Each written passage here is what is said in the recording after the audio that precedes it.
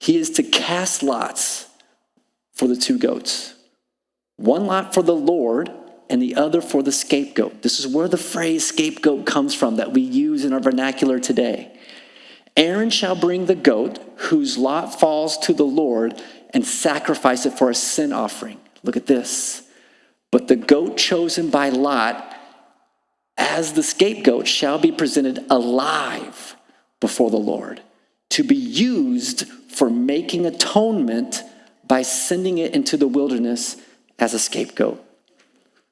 First, you got to purify yourself if you're going to come in front of the presence of the Ark of the Covenant. And if you want to hear from me, you got to purify yourself. And then when you purify yourself, then you come to me. And the way you make an offering is this. You will make one offering for the sin of all the people, and there will be a death, because there is no forgiveness of sins without the shedding of blood. That goat's blood will be shed. Another goat will be presented alive to the presence of God. And then that will be like your livelihood. And that'll be represented through that. That is what is going to happen.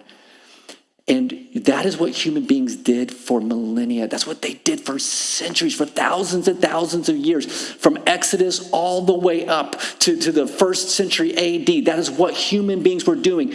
Bulls and goats and bulls and goats and bulls and goats. They're sacrificing every single year. The Day of Atonement, this one day, Yom Kippur, this one day that we get to be forgiven, this one day that we get to be freed, this one day we get to go in the presence of the Ark of the Covenant, and maybe, just maybe, we'll hear the voice of God again and say something to us. They literally did this for centuries until one day, one man, Jesus, who is the Christ, stood on this earth, born of a virgin. He suffered under Pontius Pilate. He died. And then he, Jesus Christ, became both the sacrificial and the scape.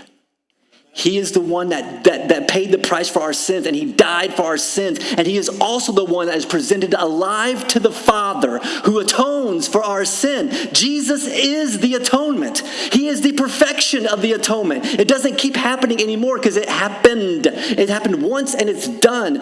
That's why what we celebrate, what we believe in as Christians, as followers of Jesus Christ, that's why it's so big, because he died. He went to hell. He atoned for every sin that people were being punished, and he brought people out of there, and he freed them for eternity. That's why it's important for you to understand Jesus didn't just die on the cross. He was sacrificed on the cross.